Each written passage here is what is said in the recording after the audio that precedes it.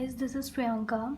Welcome back to my channel, and today we will discuss about our next general defense, that is necessity. I hope you like that video. In this video we will study about necessity, what is necessity, what is its meaning, and case law of necessity. So let's get started. So necessity, this concept is based on the Latin maxim solus populi suprema lex esto, which means that the welfare of the people should be supreme law. हमारा जो necessity concept है वो basically एक Latin maxim की वजह से आया है. लेटिन मैक्सिम जिसका नाम है सोलिस पॉपुली सुप्रीमिया लेक्स ईस्टो, इसकी वजह से हमारी ये नेसेसिटी फॉर्म हुई है. इससे हमारी नेसेसिटी फॉर्म हुई है, जिसका मतलब क्या होता है, welfare of the people should be supreme law, यानी कि किसी का वेलफेयर करना सबसे ऊपर माना जाता है लॉ के अंदर. सबसे बड़ा जो चीज़ होती है लॉ में, सबसे बड़ी जो चीज़ होती है वो हमारी क्या होती है, लोगों का वेलफेयर होना चाहिए. Next, in this if any person is causing any damage to a person's right or property as to prevent greater harm is excusable. इस डिफेंस के अंदर बेसिकली क्या होता है कि अगर कोई भी पर्सन एक बहुत बड़ा हार्म बचाने के लिए किसी और की प्रॉपर्टी को डैमेज करता है, या उसकी लाइफ को डैमेज करता है, या उसके राइट को डैमेज करता है, जिसकी वजह से एक बड़ा हार्म बच जाए, तो नेसेसिटी जो होती है हमारी एज अ डिफेंस यूज़ की जाती है. तब हमें क्या बोला जाता है कि वो जो भी काम उसने किया है वो एक्सक्यूजेबल है. ठीक है. Next is if damage is caused to avoid a greater damage it becomes a good defence. Same thing कि अगर कोई भी डैमेज को सेव करने के लिए एक और डैमेज किया गया है ताकि बड़ा वाला डैमेज जो है वो सेव हो जाए छोटे वाले डैमेज की वजह से, देन नेसेसिटी को जो है एक एज अ गुड डिफेंस माना जाता है, और जो डिफेंडेंट है वो नेसेसिटी का यूज़ करके उस केस से बाहर हो सकता है.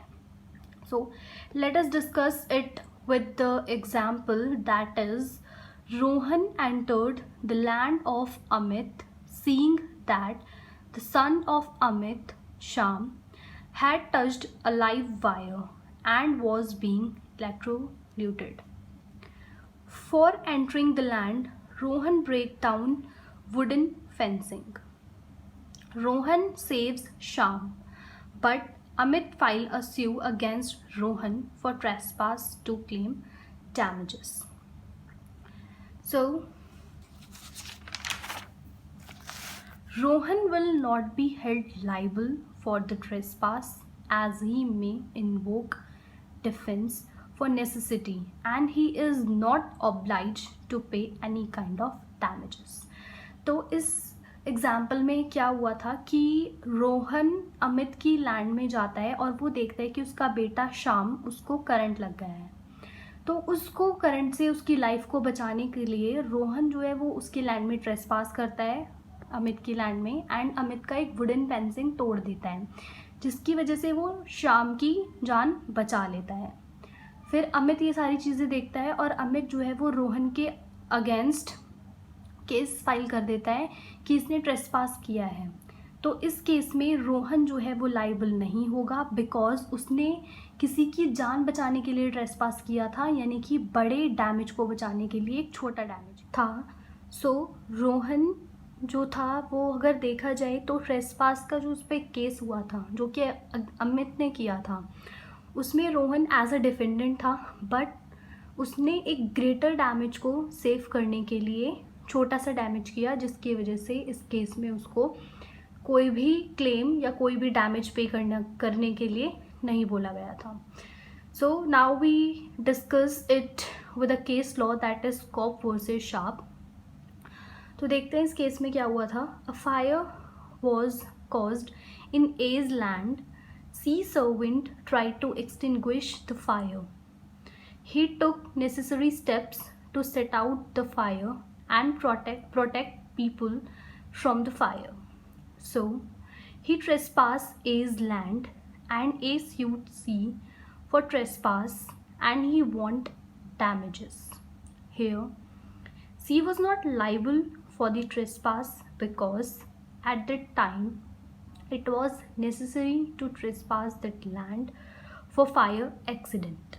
तो इस केस में क्या हुआ था कि एक पर्सन था ए जिसकी लैंड में फायर लग गई थी. सो सी जो था वो एक सर्वेंट था. उसने क्या किया कि उसने सोचा कि वो उस आग को, उस फायर को बुझाने की कोशिश करे, एक्सटिंग्विश करने की कोशिश करे. तो उसने कुछ नेसेसरी स्टेप्स लिए ताकि वो उन लोगों को बचा सके जो उस आग में फंसे हुए हैं. तो इसकी वजह से क्या हुआ, उसने ए की लैंड पे ट्रेसपास किया, जिसकी वजह से ए ने सी को स्यू कर दिया कि उसने उसके लैंड पे ट्रेसपास किया है और उसको अब उससे डैमेजेस चाहिए. तो इस केस में क्या हुआ था कि सी जो था वो लाइबल नहीं था ट्रेसपास के लिए, क्योंकि उस टाइम उसने ट्रेसपास करना बहुत इम्पॉर्टेंट था ताकि वो एक ग्रेटर डैमेज को सेव कर सके. तो एक ग्रेटर डैमेज को सेव करने के लिए उसने ट्रेसपास किया, यानी कि हल्का सा डैमेज किया, छोटा डैमेज किया, तो जिसके लिए वो यहाँ पर बिल्कुल भी लायबल नहीं माना गया था. ये जो केस था हमारा, वो देखा जाए तो थोड़ा बहुत हमारे उस एग्जाम्पल से मिलता जुलता था. सो आई होप कि आपको समझ आ गया होगा कि नेसेसिटी क्या होती है, नेसेसिटी के केस लॉ क्या है. So thank you guys for watching it, and I hope you like the video, and if you do, then please do like, share, comment, and also subscribe to my channel for more such videos.